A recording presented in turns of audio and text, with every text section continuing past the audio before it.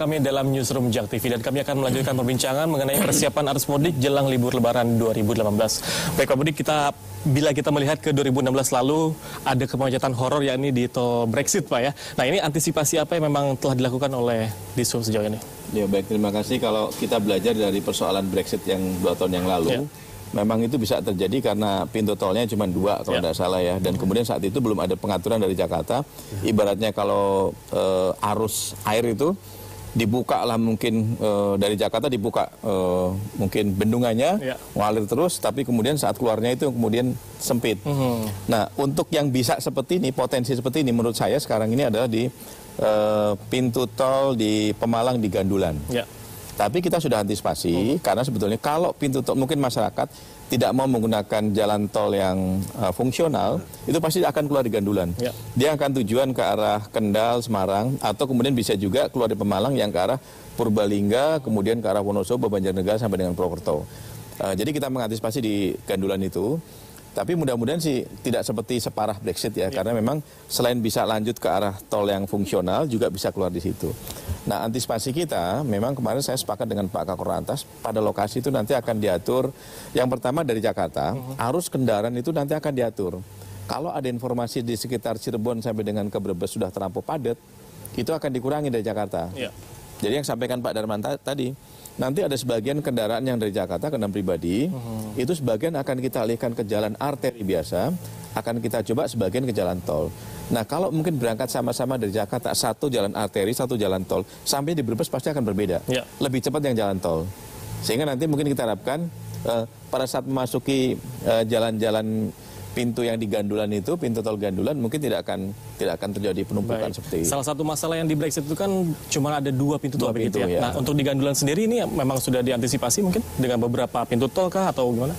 Di Gandulan mungkin tidak dua pintu, gate-nya tidak 2, lebih dari itu. Lebih dari itu ya. Lebih dari itu. Baik. Pak Darma melihat hal ini bagaimana Pak? Apakah memang potensi kejadian Brexit ini kemungkinan terjadi juga di 2018? Kalau menurut saya enggak. Kenapa? Karena itu tadi saya jelaskan. Sekarang kan pintu tolnya sudah sampai Pemalang. Ya. Kalau dulu kan baru sampai Brexit. Jadi orang punya banyak pilihan. Itu satu. Kedua tadi diinfokan bahwa jalur selatan itu kan juga sudah bagus. Betul. Gitu. Nah itu harus diinfokan. Makanya saya kira ini yang tugas Pak Dirjen dalam waktu dekat ini adalah memberdayakan aspek komunikasinya. Sekarang kan ada drone, ada semacam itu dimanfaatkan sehingga nanti pada saat hari H itu kondisi lalu lintas itu bisa dipantau dan bisa disebarkan cepat ke lapangan gitu. Artinya teman-teman di lapangan ini kan komunikasinya cukup baik. Jadi kalau nanti misalnya yang di tol ini mengalami stagnasi gitu, mesti harus segera dipecah ke Pantura atau ke jalur selatan atau gitu. Itu jadi saya kira potensinya saya melihat tidak terlalu seperti tahun 2016. Kalau tahun 2016 itu memang kondisinya itu begini.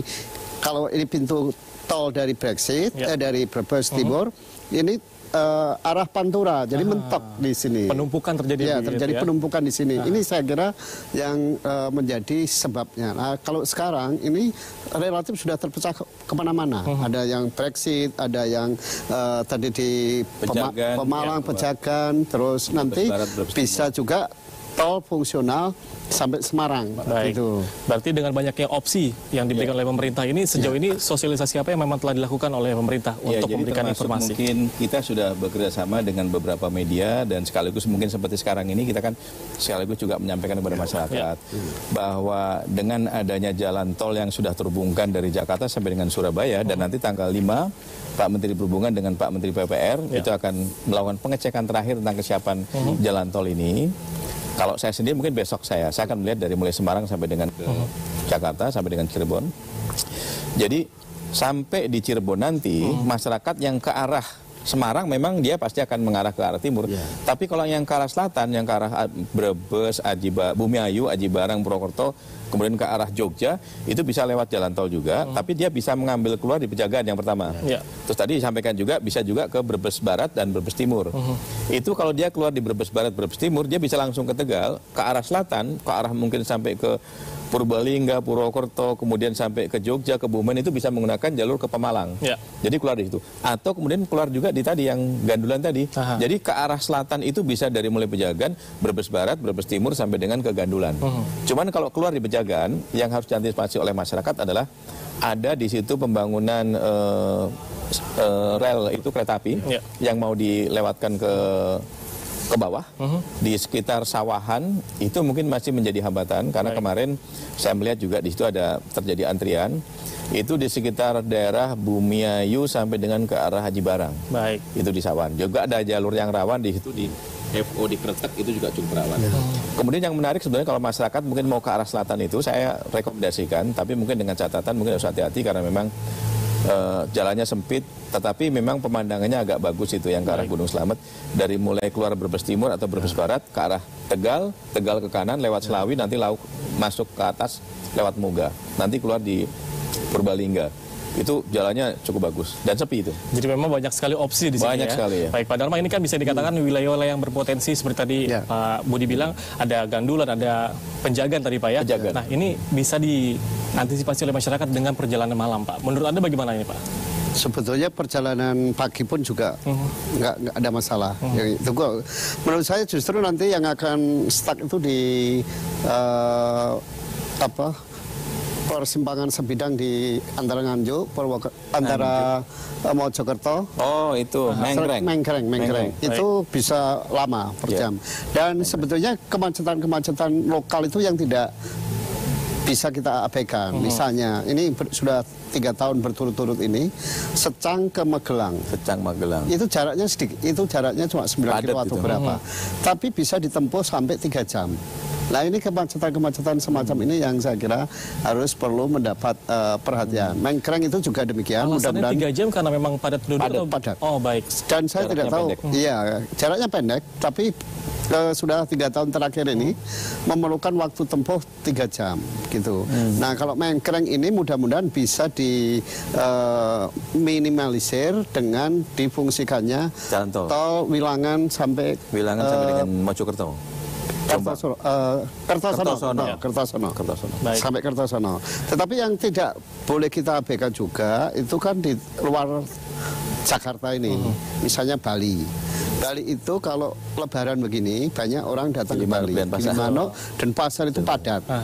Dan karena jalannya sempit, banyak kendaraan besar masuk, maka di sana juga terjadi kemacetan. Tapi sudah kita kasih Pak, pembatasan kendaraan barang Pak. Oh gitu tanggal 12-14, terus tanggal 22-24. Jadi antisipasi sudah dilakukan ya Pak ya? Ya itu jalan negara. Tapi ada berlaku pembatasan kendaraan barang yang sumbu 3 ke atas. Dan sebenarnya untuk ibaratnya meminimalisir kepadatan ini Pak ya, alternatif ataupun jalur alternatif bisa dilakukan ya Pak ya? Dan semua sudah jalan alternatif yang nanti misalnya mungkin kalau jalan utamanya, jalan negara atau arteri biasa itu atau kemudian jalan tolnya ada hambatan, sebenarnya hampir semua jalan yang alternatif di ruas-ruas itu sudah siap semuanya. Sudah siap semua ya, baik. Dan bagaimana Anda melihat Pak Dharma, kesiapan dari jalur-jalur alternatif memang bisa digunakan? Saya kira kalau jalur alternatif sih karena saya kebetulan sudah melihat langsung gitu, relatif sudah bagus. Mungkin yang agak jadi masalah nanti ketika masuk ke kota masing-masing, ke daerah masing-masing. Belum tentu jalan daerah itu bagus. Sepengetahuan saya, jalan yang bagus itu cuma di Gunung Kidul. Gunung Kidul. Iya, Gunung Kidul itu jalannya sepanjang wilayah Kabupaten Gunung Kidul itu bagus. Tetapi kabupaten lain tidak. Padahal kan semua kendaraan ini akan masuk ke kota masing-masing. Dan kalau kita lihat kecelakaan itu kan terjadi kecelakaan pada musim mudik terjadi di jalan-jalan kabupaten kota. Kenapa? Karena sampai di daerah itu pemudik sudah capek, jalannya banyak yang rusak. Lah ini yang saya kira, gitu, itu saya kira yang harus hati-hati. Gitu. Tapi namun jalur alternatif tadi sudah disiapkan sebenarnya. Secara umum saya lihat sudah. Baik, dan pemirsa kami akan kembali usaha jeda berikut ini, tetaplah bersama kami dalam Newsroom JAK TV.